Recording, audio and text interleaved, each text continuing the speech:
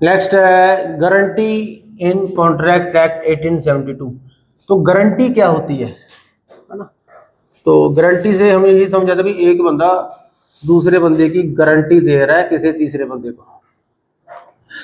एक बंदा दूसरे बंदे की गारंटी दे रहा है तीसरे बंदे को। तो वो तीसरे बंदे को गारंटी क्यों दे रहा है? क्योंकि वो तीसरा बंदा और ये वाला बंदा, इन दोनों में कोई कॉन्ट्रैक्ट हो रहा है। तीसरा बंदा इस बंदे से कॉन्ट्रैक्ट करने से डर रहा है या कॉन्ट्रैक्ट करना नहीं चाहता, वो गारंटी, इस बंदे की गारंटी लेना चाहता है।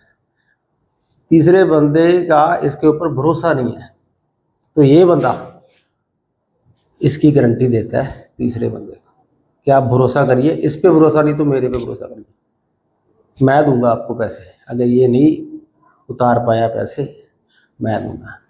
तो बेसिकली ये पैसे का लेन देन होता है। तो ये बंदा जो है इसको कहते हैं प्रिंसिपल डेटर।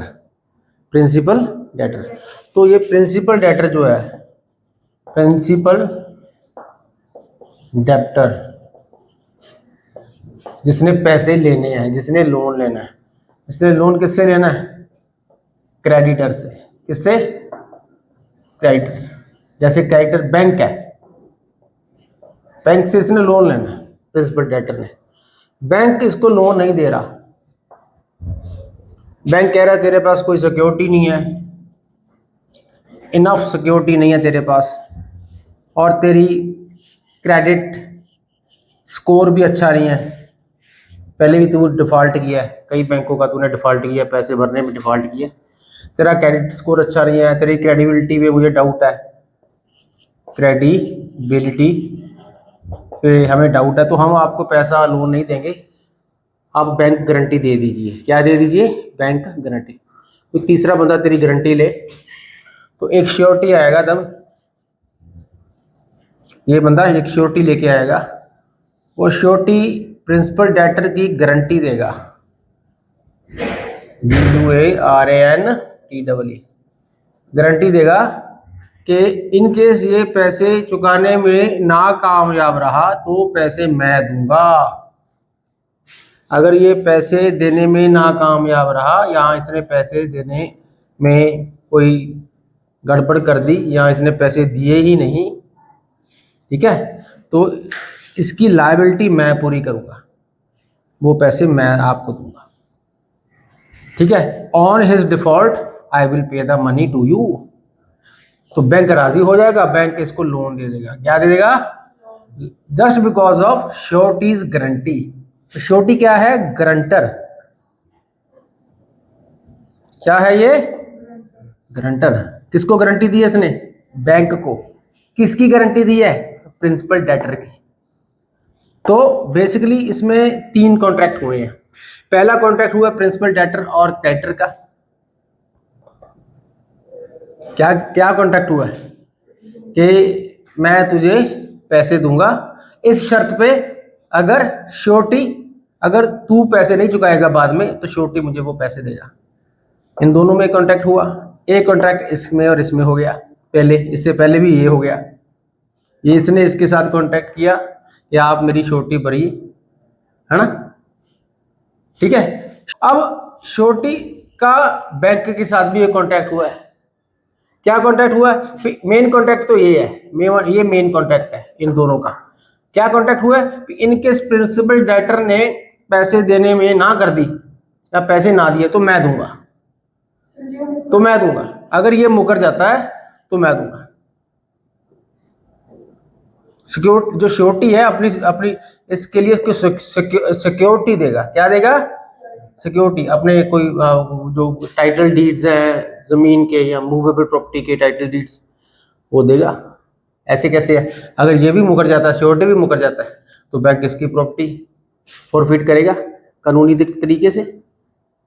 अगर श्योरिटी भी मुकर जाता है तो बैंक इसकी प्रॉपर्टी फॉरफिट करेगा। कानून के आगे तो सब, है ना, कोई ना कोई राह तो निकलेगा, कोई ना कोई रास्ता तो निकलेगा। इसकी प्रॉपर्टी भी फॉरफिट होगी, बैंक प्रॉपर्टी फॉरफिट करेगा।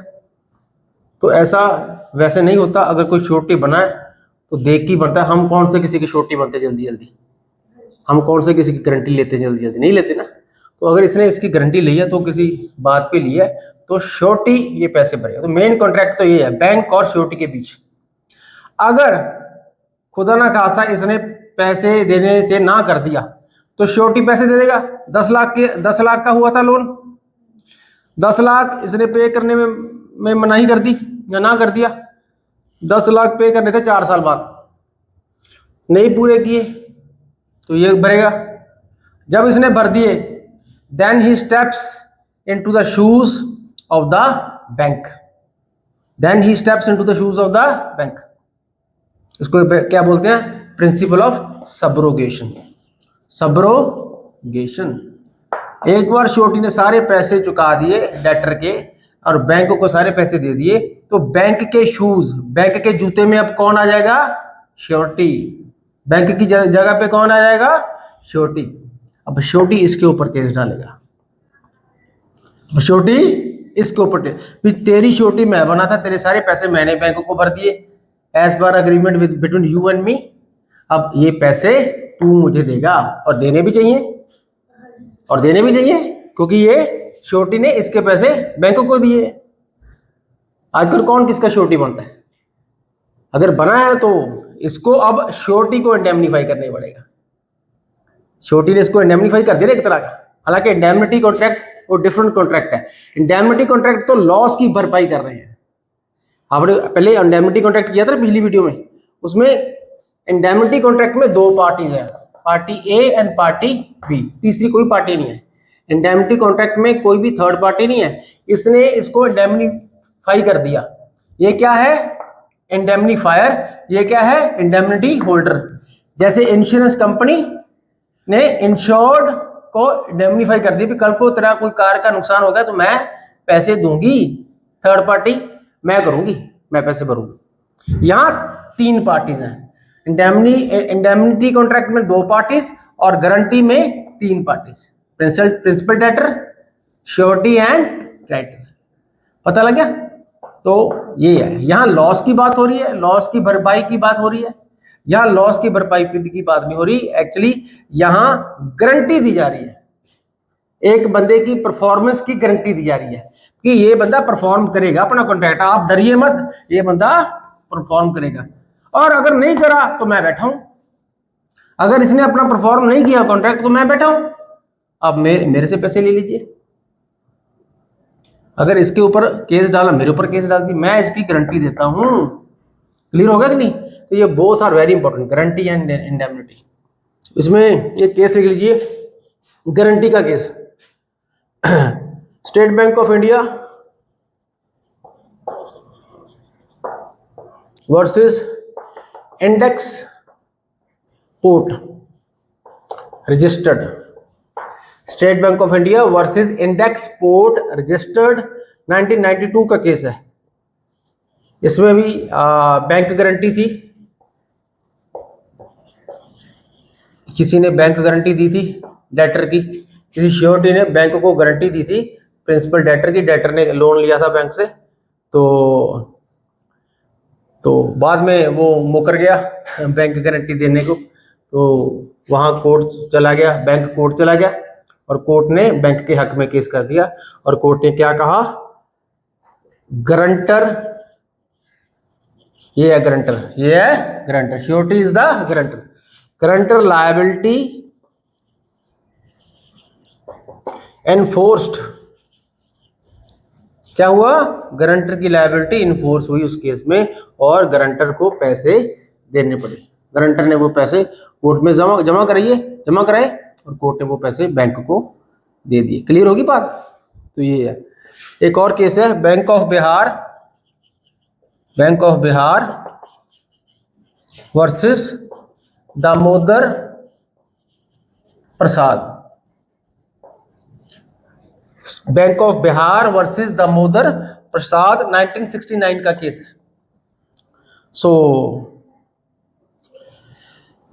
तो इस केस में भी bank was entitled to recover the money from the guarantor. इस केस में भी state bank of Bihar versus Damodar Prasad में जो है bank was entitled to recover the money from the guarantor. This was the case. Clear होगी? Okay.